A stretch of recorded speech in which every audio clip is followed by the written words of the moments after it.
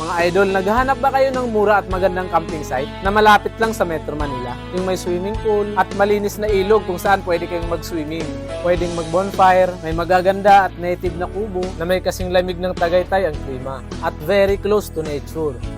Na for as low as 3,500, good for 12 packs, ay may experience mo na ang ganito kaganda at nature vibes na lugar for 22 hours of stay from Monday to Thursday at 5,000 pesos naman during weekends and holidays. Meron na itong maganda at napaka-native na cabin na may 3 magkakadikit na bed dito sa ground floor at 2 naman sa attic at talagang mapapawaw ka dahil ito lang naman ang makikita mong view sa kanilang bintana.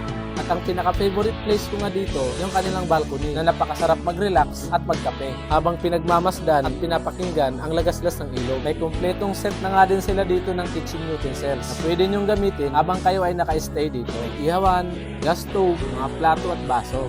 May hapagkainan na may magandang view. May malinis na CR at shower room na din sila dito. Walang signal dito mga idol, pero may free wifi naman. At kung marami naman kayo, ay bagay sa inyo ang kanilang senior kubo na kayang mag-accommodate ng 25 packs for only 8,000 pesos pag Lunes hanggang Huwebes. At 10,000 pesos naman pag weekends at holidays. At kung sosobra naman kayo, ay mag-add lang kayo ng 300 pesos per head. At ang maganda pa dito mga idol, ay may sarili itong swimming pool na exclusive lang para sa inyo. At nakakasigurado kayong malinis ang tubig neto dahil galing sa bukal at running water. Itong kanilang senior kubo ay mayroong 8 bed, 6 sa baba at 2 naman sa attic. Kompleto na rin ito sa gamit at mga kitchen utensils. Kaya naman mga lulutuin na lang ang dadalhin nyo mga idol. At kung budget meal naman ang hanap nyo mga ka-adventures, mayroon sila ditong junior kubo na marirent nyo lang ng 2K. Good for 4 packs na mga idol. At may mga gamit na rin dito.